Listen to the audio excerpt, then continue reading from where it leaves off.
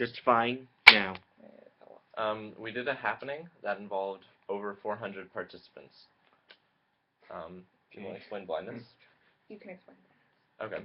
So it involved blindness because Kate specifically talks at the end of the video in which we documented the event about how one of the issues is that she learned from it was that we're often blind to like the people around us because like of the expression they may have on their face when really, although they may not seem super friendly, they really want someone who wants to know what they're thinking about. You go ahead and explain, Jack. Okay, so it involves voyeurism because ultimately what we were doing was super voyeuristic. We were asking for insights into people's life while we were filming them with the camera during their everyday like interactions on the street.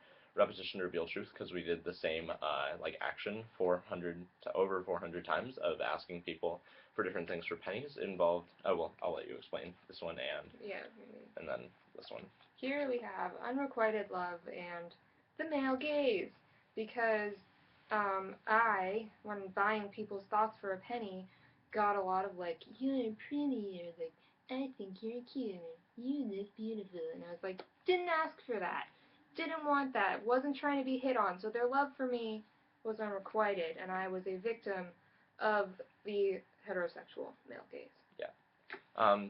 The whole thing was postmodern because it involves the commodification of knowledge and interpersonal relations. Oh wait, this one was your interaction. Oh, okay. So I interacted with I asked for the thoughts of a guy, this is, more than one historical period. So I asked for the thoughts of a guy who looked kind of really old, and turns out he was, and then he told me all about a different historical period, the one where he went to college here for dentistry, and graduated in like the 70s, and that counts as a different historical period. He was talking about stuff that happened then. A turn for the worse. The idea of interacting with people by giving them pennies was my idea. I was the one who pitched. Actually, I proposed that we do it with like 500 pennies, but I hated it. As soon as I started, I was like incredibly intimidated. So it was a turn for the worse for me.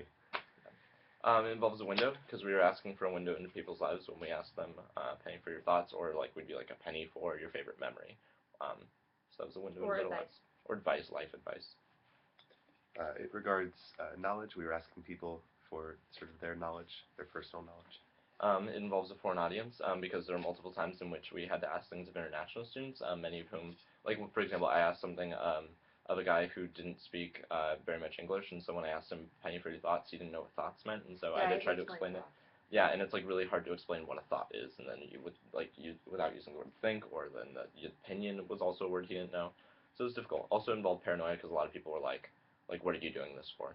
Like that was their like first reaction. They were like, is this like for a study or a survey? Like they thought we were trying to like get something from them.